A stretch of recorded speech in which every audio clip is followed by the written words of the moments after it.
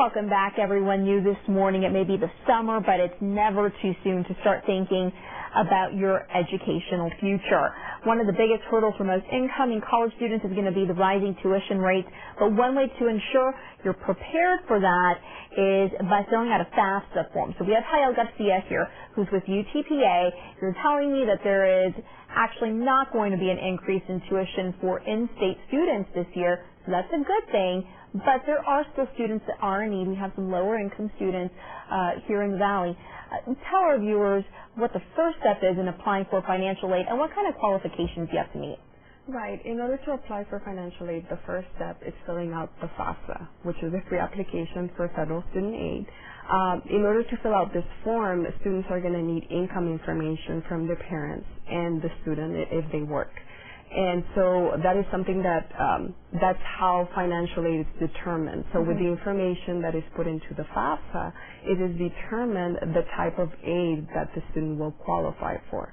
So this means that for families that are very needy, there usually means that there's going to be more aid available to them. And there's different types of financial aid, different brackets. I want to go ahead and pull up that graphic right now. There's grants, there's scholarships, there's loans, but what we primarily focus on if you want that free money is the grants. Right, exactly. The grants is the free money that doesn't have to be repaid, and that's usually what is considered need-based.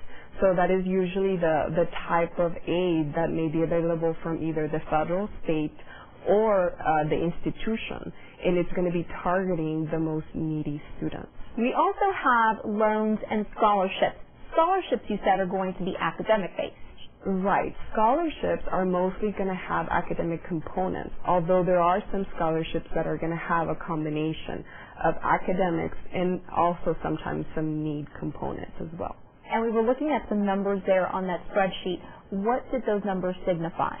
Well, pretty much in our area, because we do have, a population that has a fairly low income, a lot of our students do qualify for a lot of grant money, which is a good thing, which this means that, college is affordable to them, to these families. You make a really good point, because I think a lot of students that are coming out of high school right now, if they are low income, they feel like, you know what, I can't attend school because I don't have the money to pay for it. But this is free money that you can gain to really advance your education.